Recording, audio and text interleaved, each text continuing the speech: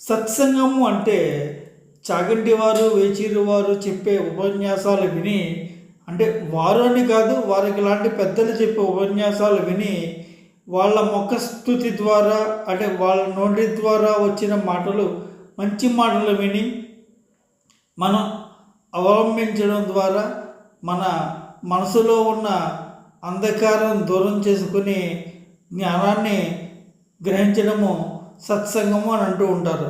అంటే వారు అని కాదు, వాళ్ళ కుల ఆచారాన్ని బట్టి ఒక చర్చి కావచ్చు, ఒక మసీదు కావచ్చు, వారు వాళ్ళ కుల సాంప్రదాయానికి తగినట్టుగా చేసే ప్రవచనాలు విని నేర్చుకోవడాన్ని సత్సంగము అంటారు.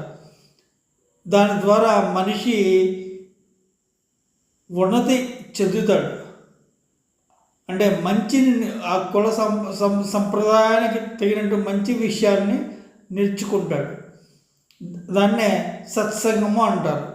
అలాగే ఒక విద్యార్థి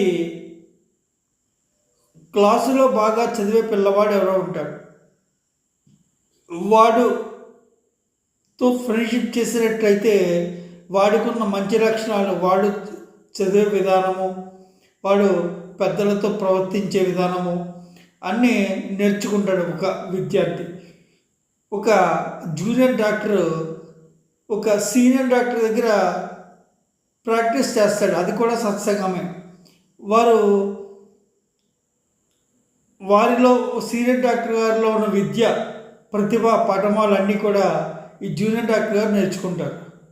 ప్రొఫెషన్ ఏదైనా ఆ పెద్దలు చేసేది చూసి, ఒక లాయర్ కావచ్చు, డాక్టరే కావచ్చు, లాయర్ కావచ్చు, చివరికి ఒక ఎలక్ట్రిషియన్ లాంటి ఒక పెద్ద నైపుణ్యం కలిగిన ఒక ఎలక్ట్రిషియన్ ఉన్నాడు. ఆయన దగ్గర సాంగత్యం చేసి ఆయన దగ్గర ఉన్న మంచి విద్యను నేర్చుకుంటాడు.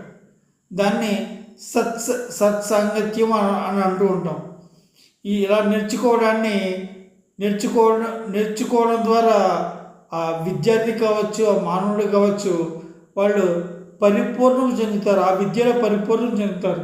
అదే ఆధ్యాత్మిక జీవితంలో తీసుకున్నట్టయితే పెద్దలు చెప్పేది వినడం ద్వారా మనిషి అజ్ఞానాన్ని దూరం చేసుకుని జ్ఞానాన్ని పొందుతాడు. దయచేసి సబ్స్క్రైబ్ చేయండి, మీ బంధుమిత్రులకు షేర్ చేయండి, లైక్ చేయండి. Thank you.